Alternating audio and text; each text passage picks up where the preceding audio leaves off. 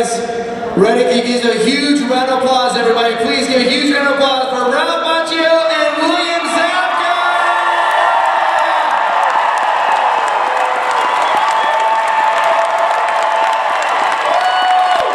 Now you guys, we are going to do a crowd shot. Just stand right up here. Stand right here on the X. Yes. We'll do a crowd shot. Come on up here. Ralph, come on up here. We'll do a crowd shot. Pull out your phones. Everybody pull out your phone. Pull out your phone. Turn on the flashlight. On the count of 3, we are going to go nuts. Ready? 1, 2, 3.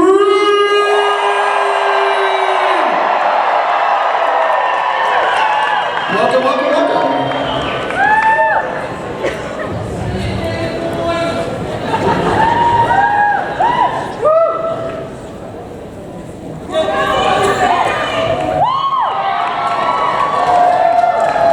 There you go, perfect. Grab a seat right there, guys.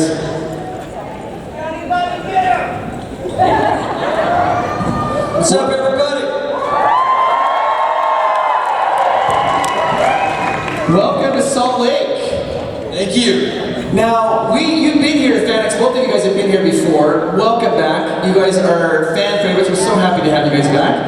And the fans absolutely adore you guys here. Don't you guys adore them?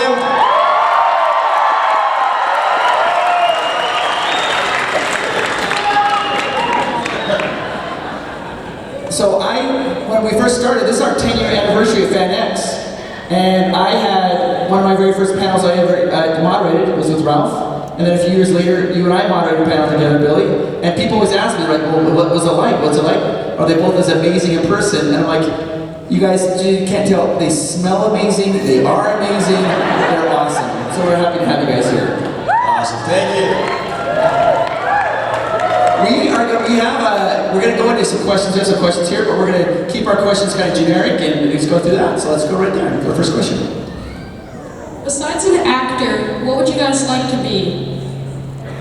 Wow. As cool as you. First of all, nice costume. Oh man, I guess as a kid I wanted to be a Major League Baseball pitcher that just, struck out the side in the 9th inning, and that was my sort of fantasy dream. Then I started throwing a baseball and realized that was only a dream. Maybe a great chef. I don't know, I'm coming up with this stuff. What about you, William? Well, if I wasn't an actor, I'd be trying to be an actor. So if I wasn't an actor, I'd try to figure out a way to become an actor. And if that wasn't working out, I'd be taking acting classes. But for real, I play guitar, so that's my other passion. I didn't ever go out to. Thank you. I wish I had a guitar with me. I could actually do that. There's not much we can do up here because I was swiping home. But yeah, I'd be in a band probably. Yeah, for sure. Or a doctor, anyone. Yeah, I was either doctor or actor. So. Do you prefer steel strings or nylon strings? I like steel strings. Yeah, I do. I like acoustic. I had acoustic electric 12-string Ovation and Takamine, and then also, I guess, Les Paul. Electric, which I love. My son's playing. My son's 14, and he's getting really into rock and roll and to playing the guitar. It's awesome. My daughter's 9. She's playing the violin. So we got a little music going on at the house. That's the story. All right, our next question right there. Okay. Which one of you two do you think would win in a fight?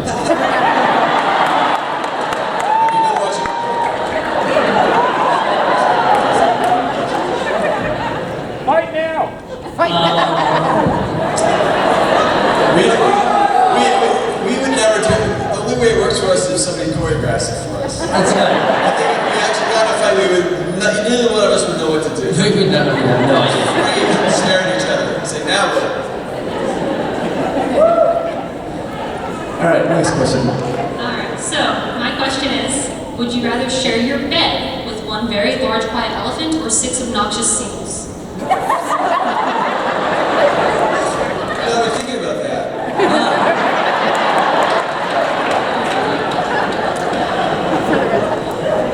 And what was the adjective for the seals? What type of seal? Obnoxious seagulls.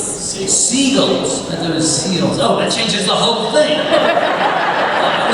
seagulls and elephants. So seagulls, I would probably deal with the elephant.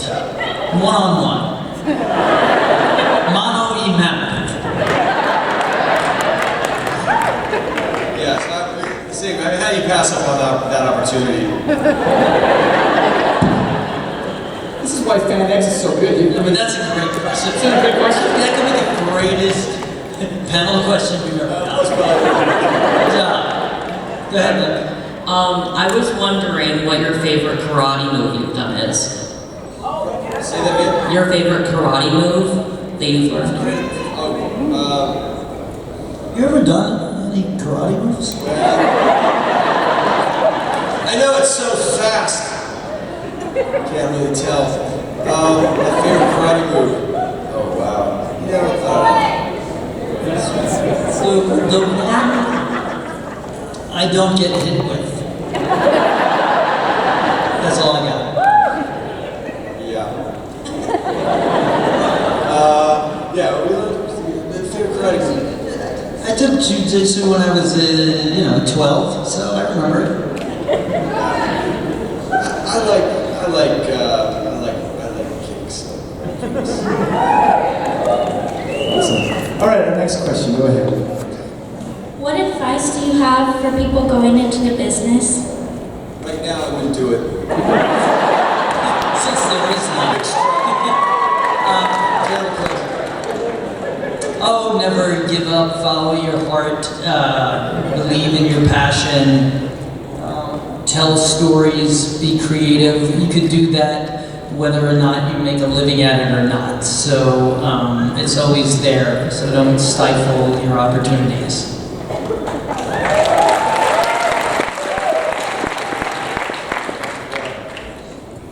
Dream big. Anything can happen. That's the bottom line. You have I remember when I was a kid, I wanted to be an actor.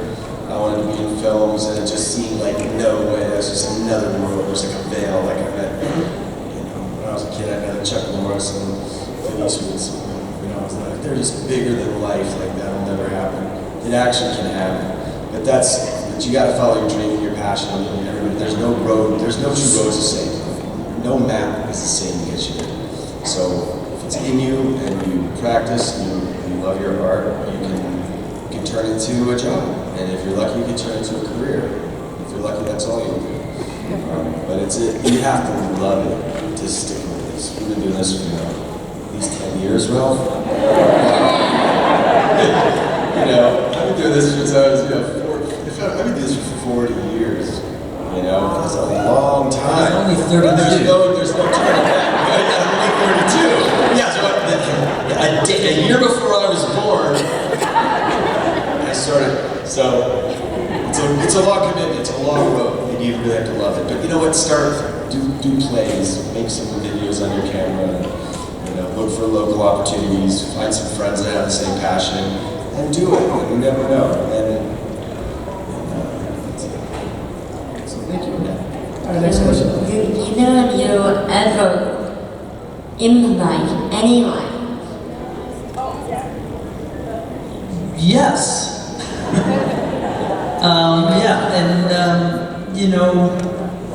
The improvisation often happens during rehearsals, whether you're in a school play or in a movie or a television show and on the stage, and then on the day when you're actually, filming, sometimes the freshest happy accidents happen in the moment, and acting is at its best often when you're reacting to what's really happening, not only what's being written. So in those cases, improvisation really adds other layers and colors to the character, and then sometimes it doesn't, and it's no one ever sees it. I think in comedy there's more room for improv. I think like in drama, mostly there's a writer who's pretty serious about what he wrote, and they want you to say those words, but then there's an atmosphere. There's a scene where it's lighter, or even if it's dramatic, you can go there too. Yeah, you can.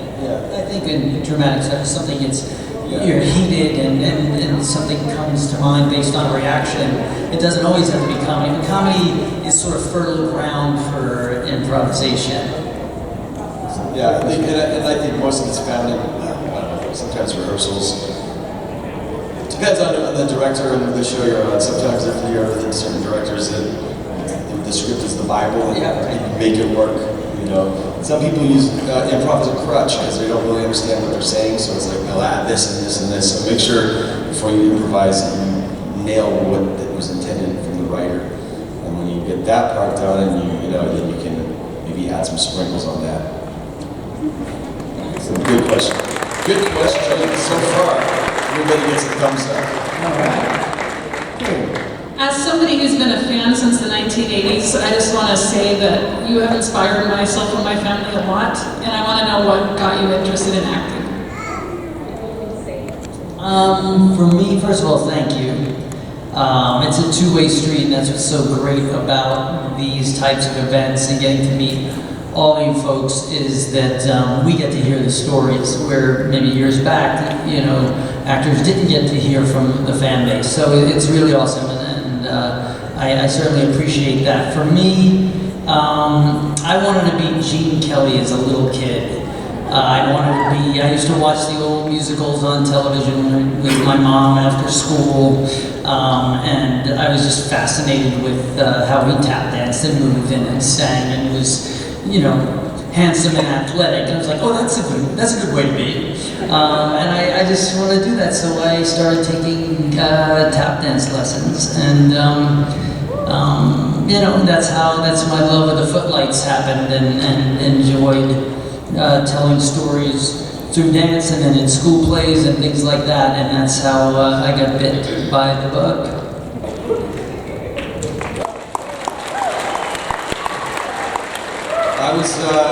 For me, I was kind of I was always a ham, I think. I was a ham funny kid, did a lot of characters. It was kind of a hobby for me. I did commercials.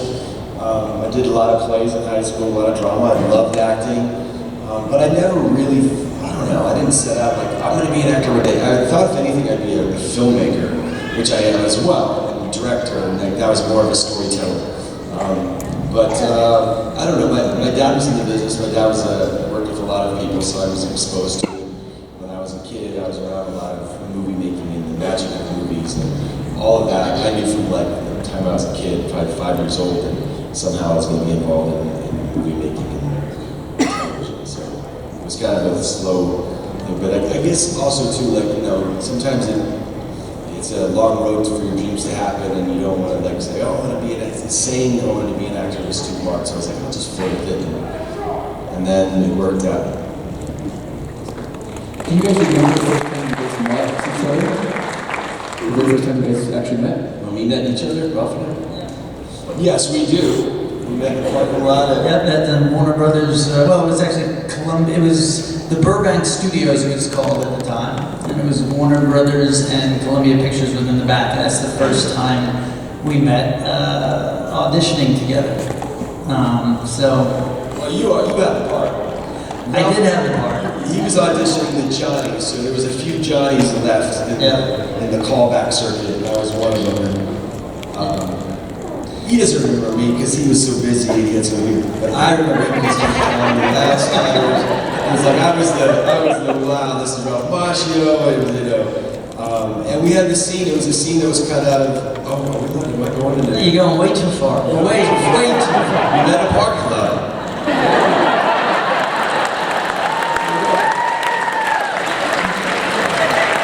It's like where most people meet. I did write a book, I'll say this much, and this whole story is in that book. So, I can't tell you the title of the book, actually, but anyway, so look up Macchio book if you want. You're going to see that whole story, almost from both our perspectives. Okay? Okay,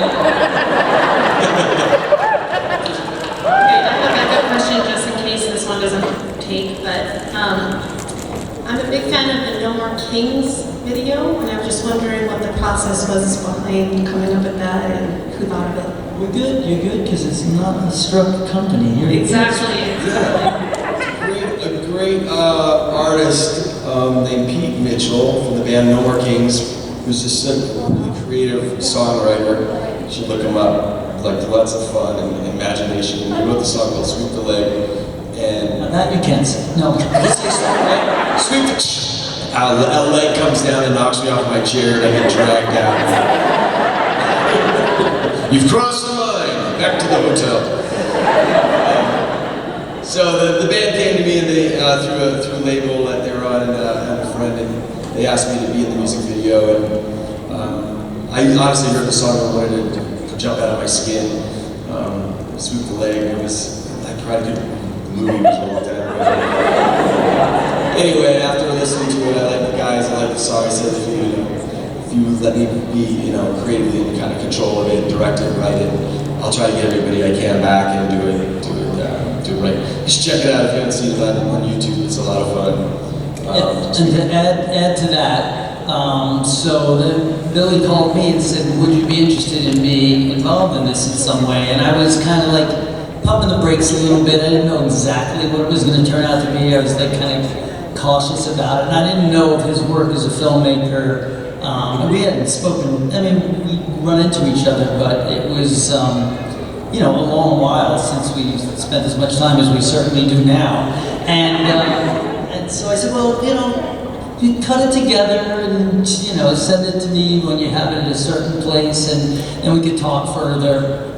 He sent me the rough cut of this thing, and I was like, all in. It was so good, so much fun, and it turned out to what he creatively came up with and sort of pitched to me, and how he kind of became the button on the end of the video. It probably turned out better than if I just jumped in and did it before seeing how it turned out. So, things sometimes work out that way, and certainly when you're surrounded with talented people. But it is a lot of fun. You guys should check it out. Next question. Ralph, I love the beard. What? Oh, shit. Yeah, that's right. I'm trying. It's great. I just went through puberty, and it took forever. Finally happened. Let's give him a plug.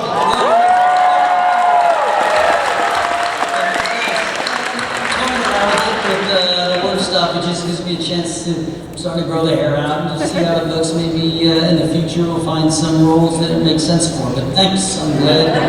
They like it. Keep it going. My question is, what is the craziest role or the craziest idea that anyone has ever pitched to you?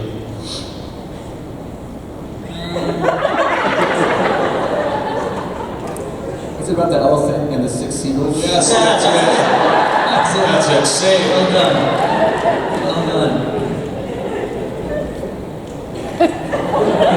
It's a tough one, because, we have so many... It's a hard one. We have so You many... can imagine, just imagine the worst thing you've ever imagined about something you've ever pitched to either one of us, and it was worse than that.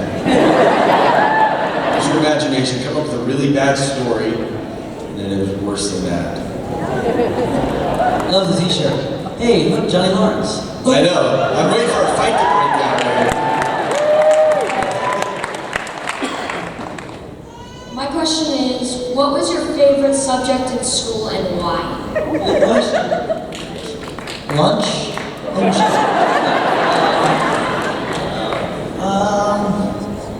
Great question. How old are you? 13, you said. I liked,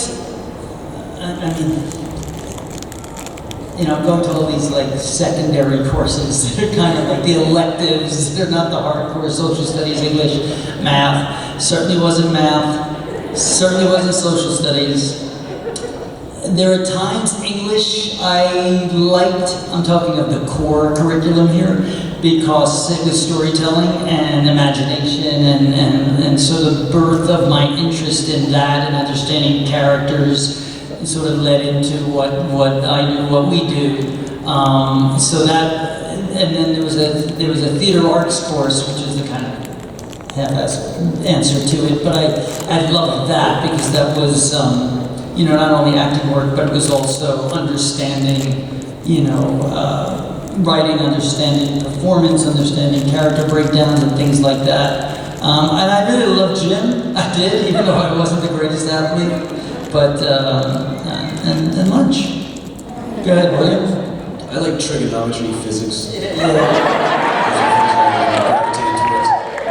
AP courses. The AP course, the honor courses, yes. When I went to Harvard when I was 8 years old, it was very different. You probably don't know that about me. That's what gave me all this free time to act. I even learned today. Honestly, it depended on honestly, the real answer is it depended on the teacher.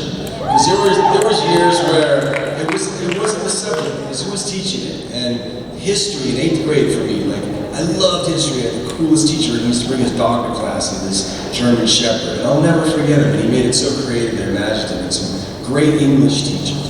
Math is a hard one because it's hard. Math wasn't my favorite thing. And it was just, I think that's a trick to present that into a way to make it like, the math is like a language. Like I took Spanish, and that was another one.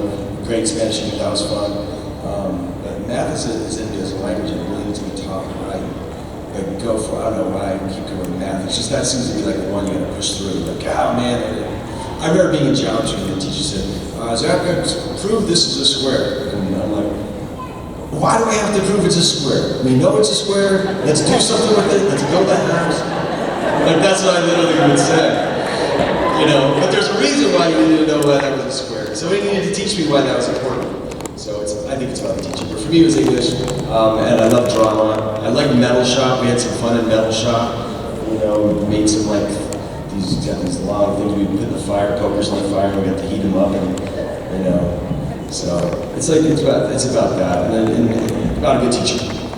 And drama was fun. So.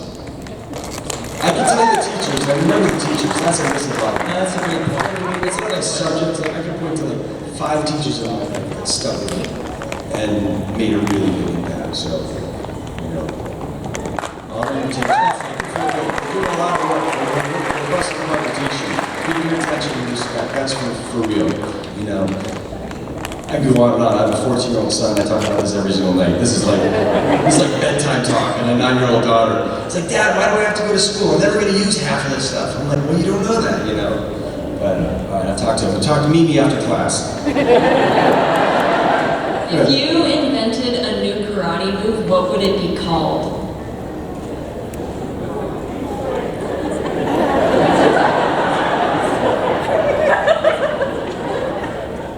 The totally legal kick.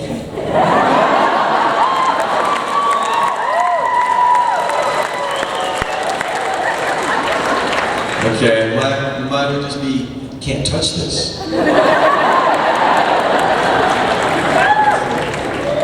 No count offense. I'm really actually really proud. We have questions up here just in case, and we haven't had to use any of the questions. They're asking fantastic questions, so you guys are doing great. Okay, continue on. What is your guys' personal favorite catchphrases?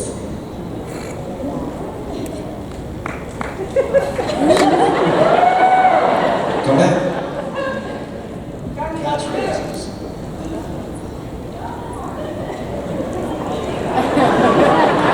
I'm running a few in my mind.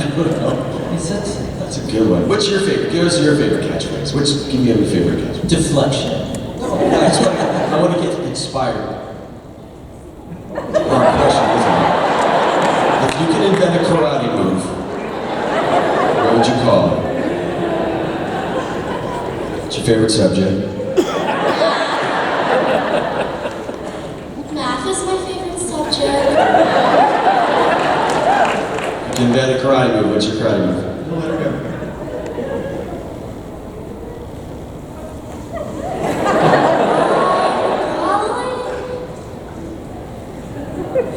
Do you call it the Warrior's Kick?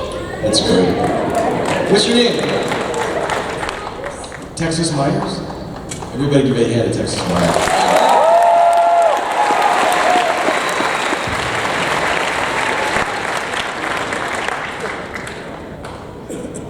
Hi, what was your favorite activity to do at a birthday party? Say that again? What was that? One more time? What's your favorite activity to do at a birthday party? House. Yeah. water slide, a big water slide. Yeah, not pin the tail on the donkey. Although I won it many, many times looking through the thing. Musical chairs is just the most brutal game in the world for kids. What'd you say? Bounce house and slide? House, yeah. Yeah. Ping pong. I don't know why I said that. I'm a tennis guy. Go ahead. My question is, what is the funniest thing that has ever happened to you while acting? Good question. No, I can answer that question because you. Funniest thing.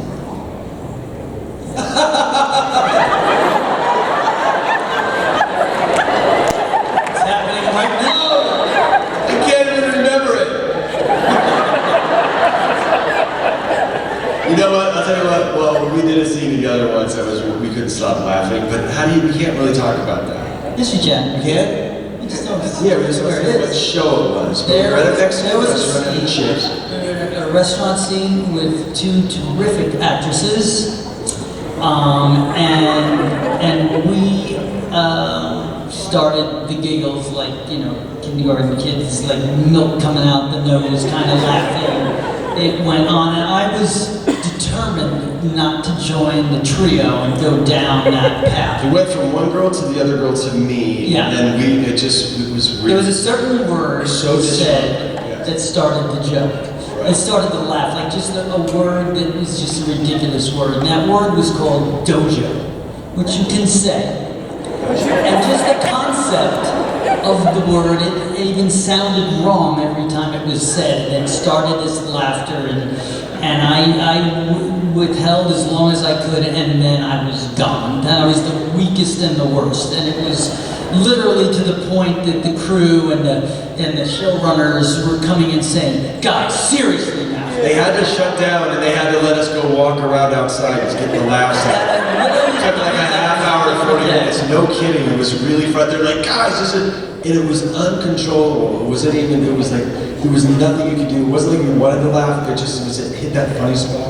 And it was just giggles. It was embarrassing and hilarious. And it came out of nowhere. It was so funny. It really was. I wish they would show that if they even have that. Someone. Okay, good question. What was it like growing up in your hometown? Growing up in my hometown was, I grew up on Long Island, New York.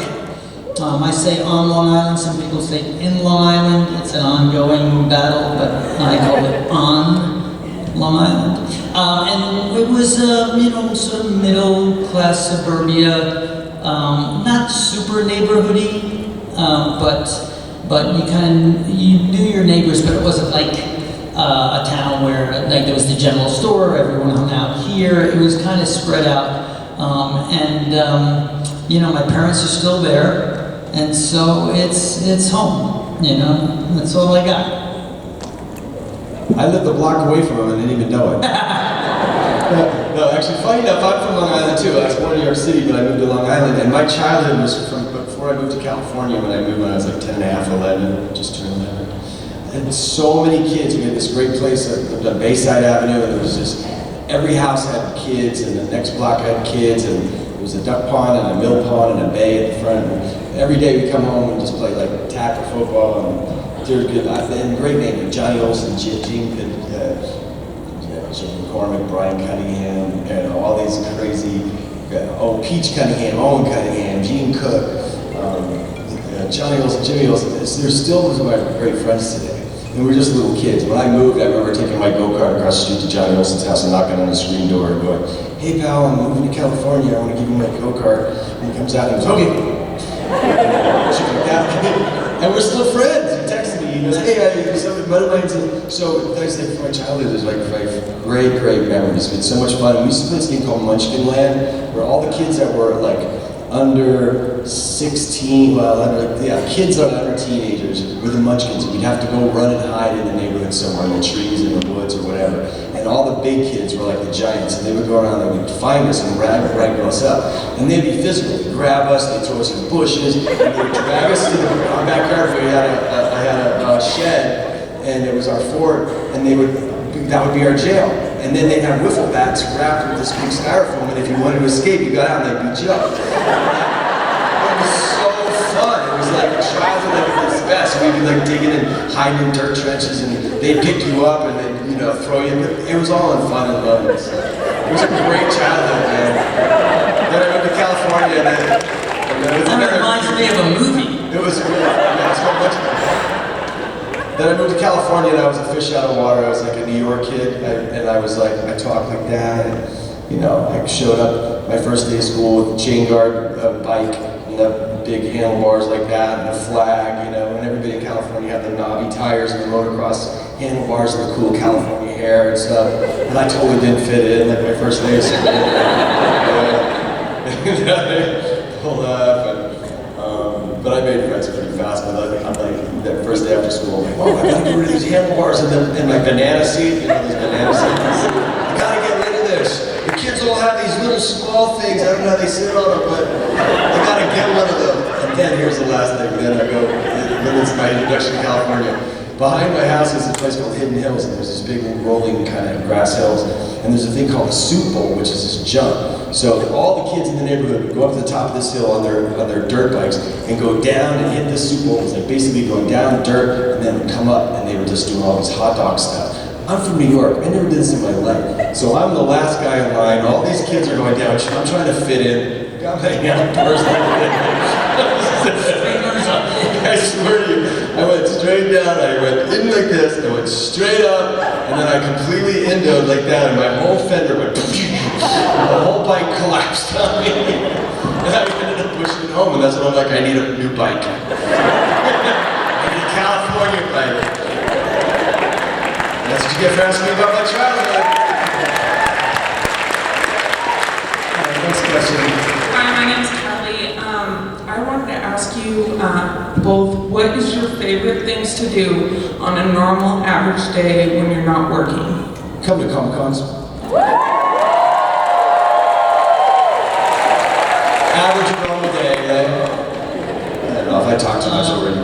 How do I top that? Stuff that I like to do in the an average, normal, non-working day.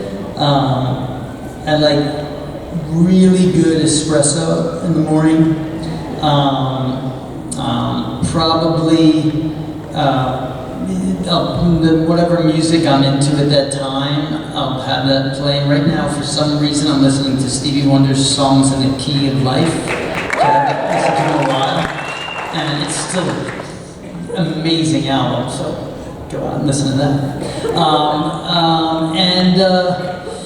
I enjoy going to movies, because we haven't gotten to do it much lately, because there aren't many good ones, so we're hoping that changes. Great food, trying different foods, different regions, different cuisines, glass of wine here or there, if it's good, and only if it's good. Being with my family, really, my wife and kids, that's the core. We call ourselves the core four, and it's really what it's all about. As I get younger and younger and younger, it's more and more important. So that's it. And going to comedy. All right, this is going to be our last question right here. So my question is, if you could see any two music artists, dead or alive, retired or active, collaborate, who would it be? Dead or alive to wow. Dude, that's okay. Dead or alive to collaborate together? Yeah. Any two. Wow. It's a brain teasers. It's so many. I'd like to see what John Lennon and Paul McCartney can do. Yeah. See if they can create any hits. Oh man. Good question.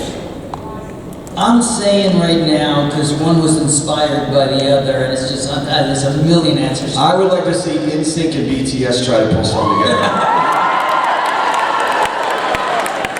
And I'll go old school. I'd love to see Bruce Springsteen and Elvis Presley. What about you? Since Since you asked, I know you have to have a... First of all, my last name is Presley, just FYI. I knew that. Seriously. Mine would be Lindsay Sterling and Nightwish. Good question, Cobra. Great question, great question. Shoot, You guys- just read a tree shirt, don't get mad. Can you give a huge round of applause, everybody? This has been so fun. Thank you for answering these amazing questions. You guys are great sports. One more time, guys, give a huge round of applause. And just so you know, right after this panel, you guys can go get a photo op with them. You guys go to their panel and get an autograph with them. If you scan this right up there, the QR code, you can get a photo op with them. One more time, give a huge round of applause, everybody.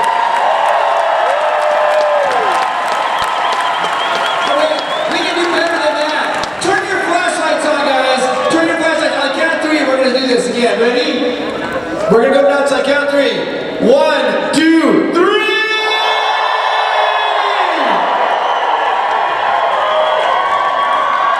Alright guys, give me a huge round of applause. Thank you so much, guys.